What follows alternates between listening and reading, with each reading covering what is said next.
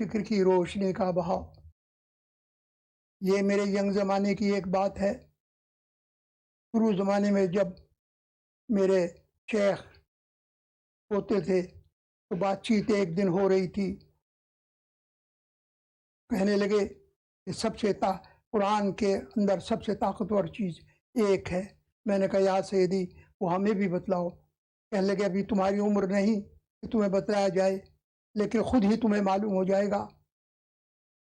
मैंने कहा या सैयदी, इस्तिखारा देख लो, अगर आ जाए तो फिर बतला दो।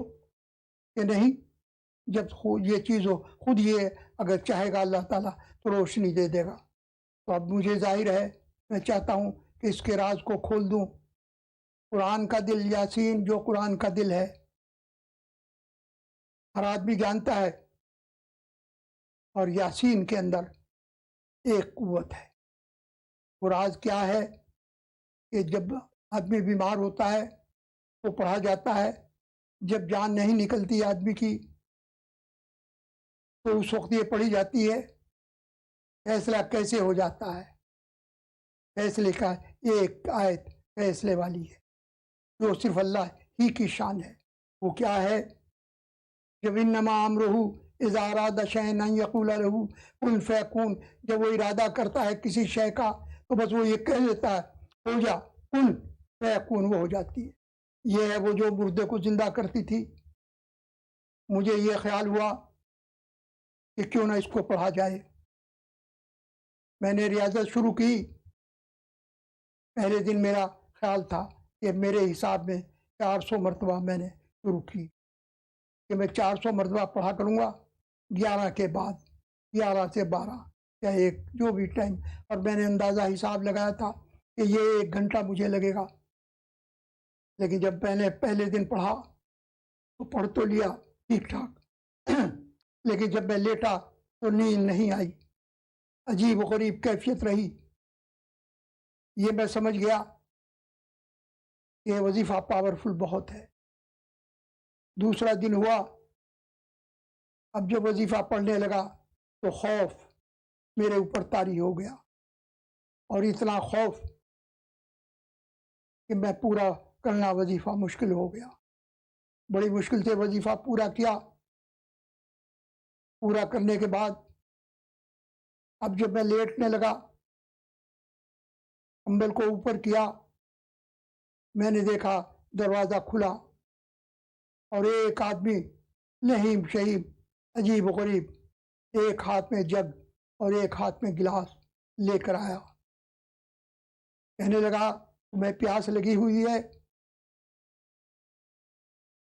मैं घबरा गया, ये कौन है, ये क्या है? ये वाकया कोयटा का है।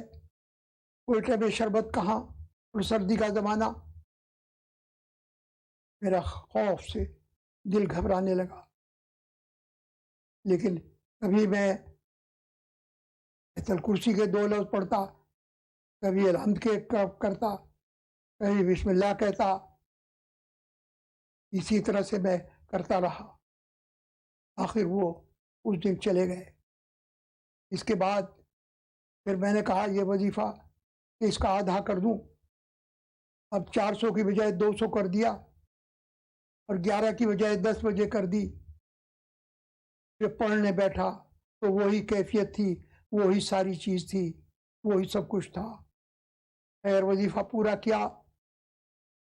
करने के बाद अब जब मैं लेटा हूँ, अभी सोने का नौबत नहीं, लेटा भी पूरी तरह से नहीं था, आधा बैठा ही था कि फिर दरवाज़ा खुला और फिर आए। फिर वो आए और आ करके उन्होंने पूछा, जो कुछ पूछा वो एक राज था जो मैं नहीं जाहिर करना चाहता। तो पूछने के बाद बातचीत की और मैं घबराया हुआ था। मेरी अपनी कोई हालत नहीं थी। खैर बहरहाल रात किसी तरह जाग कर गुजर गई। इस तरह से ये 4 और या 5 दिन का सिलसिला रहा। 5 दिन के बाद नींद आई। जब नींद आई, वैसे तो मैं दिन को सो जाता था, रात को खौफ होता था, जब नींद आई तो मैंने देखा कि एक ट्रेन आई और उसके अंदर से आदमी मुर्गी के अंडे उतार रहे, उतार करके अंडे ही अंडे उतार दिए। के बाद एक बुजुर्ग आए, आकर के उन्होंने अंडा मेरे हाथ में दिया। मैंने कहा इसमें तो अंडे में बच्चे मरे हुए हैं। कहने लगे हाँ, अब ये तुम पढ़ो, इसके ऊपर फूंक मारो। जब मैंने पढ़ा इन्नमा अमरुहु इज़ा अरादा शैअन अन यक़ूल लहू कुन और फयकून, जब मैंने कहा तो वो हिलने लगा। मैंने कहा हिलने लगा है कि फिर पढ़ो। इस तरह मैं पढ़ता रहा और वो आखिर बच्चे चलने लगे।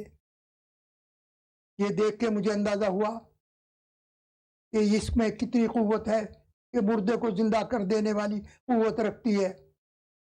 ये यासीन का जुज़ है। यासीन का, जैसे कि कुरान के लिए यासीन एक दिल है, इसी तरह यासीन का दिल ये है। फिर ये मैंने पढ़ा